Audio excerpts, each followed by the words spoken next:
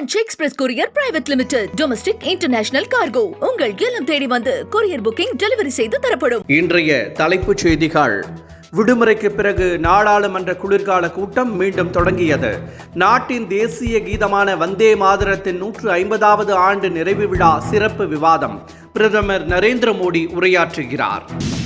நகராட்சி நிர்வாகம் மற்றும் குடிநீர் வழங்கல் துறையின் பணியாளர்களை நியமிக்க 1020 கோடி ரூபாய் ஊழல் ஏற்பட்டதாக எழுந்த புகார். அமைச்சர் KN நேரு மீது குற்றப்பத்திரிகை தாக்கல் செய்ய அமலாக்கத்துறை பரிந்துரை. இந்திய மக்கள் ஒற்றுமை என சொல்லாமல் இந்து சமுதாயத்தின் ஒற்றுமை என மத்திய உள்துறை அமைச்சர் அமித்ஷா சொல்வது கவலை அளிக்கிறது என சீமான் கருத்து.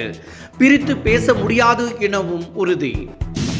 தங்களுக்கு EPS-ஐ தவிர யார் மீதும் கோபம் இல்லை என டிடிவி தினகரன் கருத்து. கூட்டணிக்காக பாஜக அழுத்தம் கொடுப்பதாக சொல்வதை ஏற்க முடியாது என்றும் திட்டவட்டம். தாவேகாவிற்கு என்ன சின்னம் கிடைக்கப் போகிறது? செங்கோட்டையன் அளித்த பதில். இனி விரிவான செய்திகள். நாடாளுமன்ற குளிர்கால கூட்டம் விடுமுறைக்கு பிறகு இன்று மீண்டும் தொடங்கியது. நாட்டின் தேசிய கீதமான வந்தே மாதரம் பாடலை இயற்றியதன் 150வது ஆண்டு நிறைவு குறித்த சிறப்பு விவாதம் இன்று நடைபெறுகிறது. இதில் பிரதமர் நரேந்திர மோடி, மத்திய உள்துறை அமைச்சர் அமித்ஷா உள்ளிட்டோர் பங்கேற்கின்றனர்.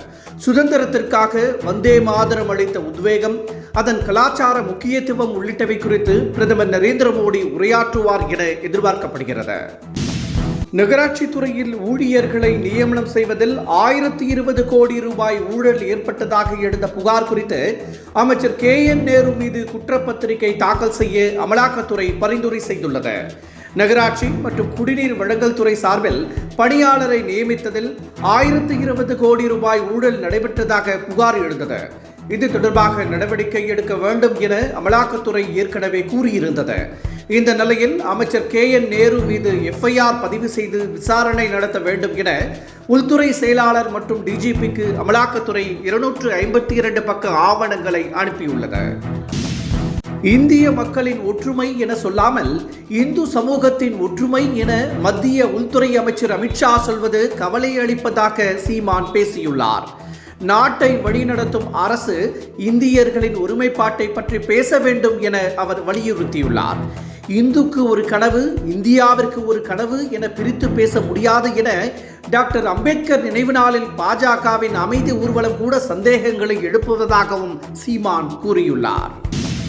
கூட்டணி குறித்து ஜெயலலிதாவின் பிறந்த நாள் மாதமான பிப்ரவரி மாதம் முடிவு செய்யப்படும் என டிடிவி தினகரன் தெரிவித்துள்ளார்.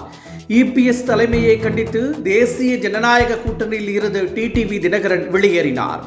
EPS-ஐ மாற்ற வேண்டும் என அவர் திட்டவட்டமாக அறிவித்துள்ளார்.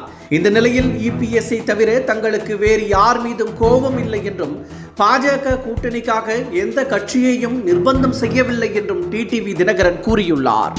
தமிழக வெற்றி கழகத்தின் கிளப்பணியை நடிகர் விஜய் முடுக்கிவிட்டுள்ள நிலையில் செங்கோட்டையனின் வருகையால் அதை மேலும் தீவிரப்படுத்தியுள்ளார். இந்த நிலையில் தமிழக வெற்றி கழகத்திற்கு எந்த சின்னம் ஒதுக்கப்படும் என்ற ஆவல் அக்கட்சி தொண்டர்கள் மத்தியில் எழுந்துள்ளது. வெற்றி கோப்பை, விசில், கால்பந்து பேட் ஆகிய சின்னங்களில் ஒன்றை ஒதுக்க வேண்டும் என தேர்தல் ஆணையத்திடம் விண்ணப்பித்திருந்தது. விரைவில் சின்னம் கிடைக்கப் போவதாக செங்கோட்டையன் கூறியுள்ளார்.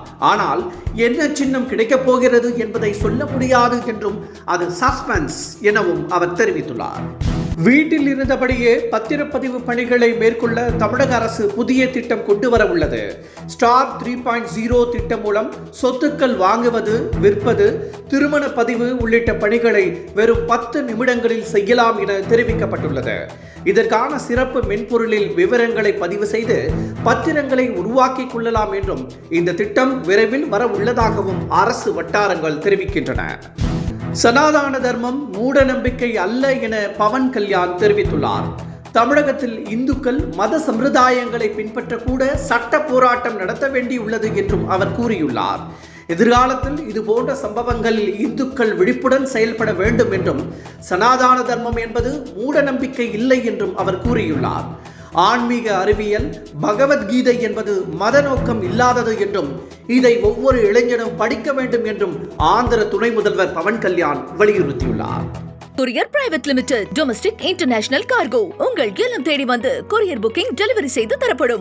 உங்களுடன் My India முக்கிய செய்திகளை உடனுக்குடன் தெரிந்து கொள்ள சப்ஸ்கிரைப் பண்ணுங்க, பெல் பட்டனை பிரஸ் பண்ணுங்க. என்றும் உங்களுடன் மை இந்தியா.